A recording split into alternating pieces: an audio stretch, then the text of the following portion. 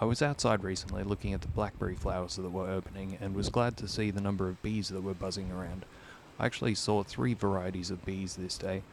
I expect 2 varieties, which are the European honeybee and the Tetragonula carbonaria, which are the native Australian stingless bees, which I have a hive of. But the third bee that I saw, I haven't actually seen before, and that is a Green Carpenter bee. These bees have apparently been wiped out of large parts of Australia, in part due to some of the recent bushfires that we've had through Australia that have destroyed much of their natural habitat. So it's good to see that there are still some small populations of them locally. I heard a loud buzzing to my left and looked around and thought it was actually a large fly, but when I got closer I realised that it was something different and it looked very green and iridescent in the sunlight. Yeah, so I've slowed the footage down so that you can see it, so it's playing back at half speed.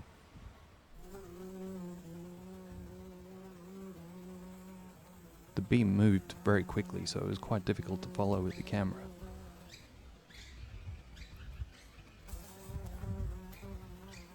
And it didn't seem to stay still for terribly long. This was the longest bit. And it seemed to get dive bombed by some European honeybees as well. And then it took off and I didn't see it again. But it was really cool to get to see one and in my garden. You can see we've got clusters of blackberry flowers opening all over the place, and the bees love it. The little black bee that you see is one of the Tetragonula carbonaria.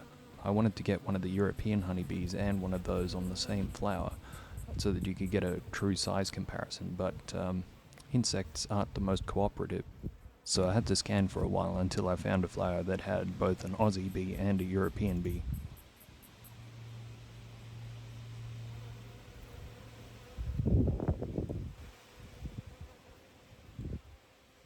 And this next flower was the one that was closest, but then the bloody Aussie bee went and hid down under. But you still get a good idea of the size difference between them. You can see 3 European honeybees tucking into this one cluster. And then a fourth comes along and starts foraging right where the Australian bee is.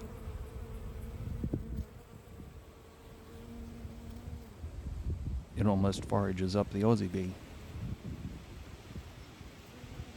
After that close encounter, Aussie bee decides to call it a day and go back to the hive.